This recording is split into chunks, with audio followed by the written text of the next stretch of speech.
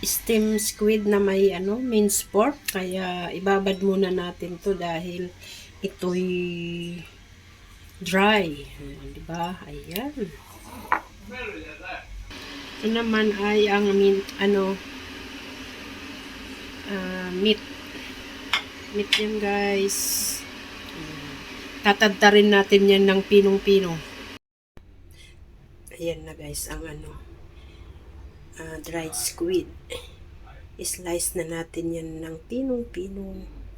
Ganyan pagka-slice talaga. Super pino. Pinong-pino yan.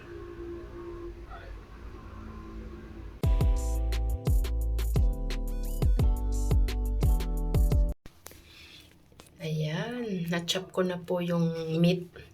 Tinagtad ko na rin yan ng pinong-pino, guys. And then, ayan, tagtarin pa natin. Ayaw ni amo ng giniling ng nabibili sa market. Gusto niya talaga.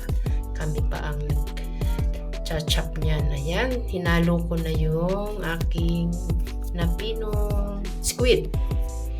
And then, ayan na, guys. Ayan na. Let's marinate the pork. Ayan.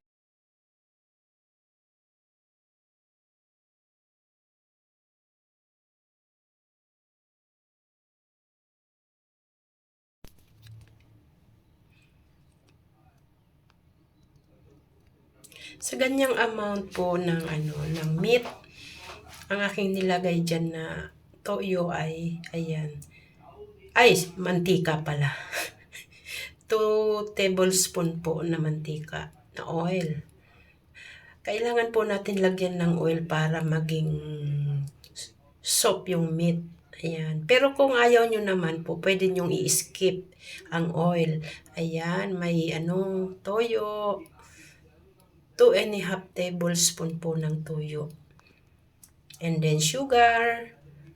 Ayan. Kayo na lang po ang mag-adjust sa sugar. Kung ayaw nyo naman, huwag nyong lagyan. Ayan. Haluin. Ganun lang po ang pamamaraan. Haluin. Then set aside para sa pag-i-steam.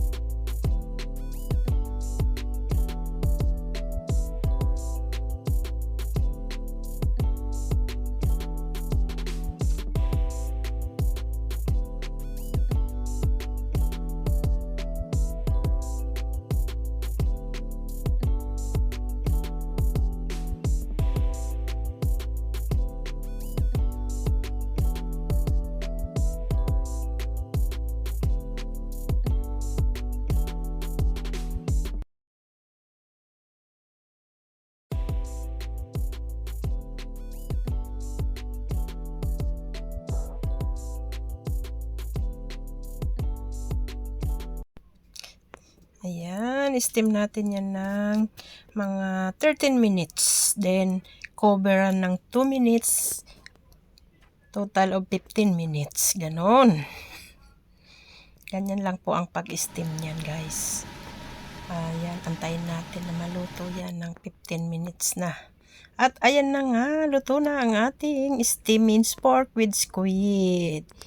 Ayan, sa mga kapwa ko dyan, OFW Hong Kong. Ganyan lang po ang ating Chinese dishes. Thank you for watching.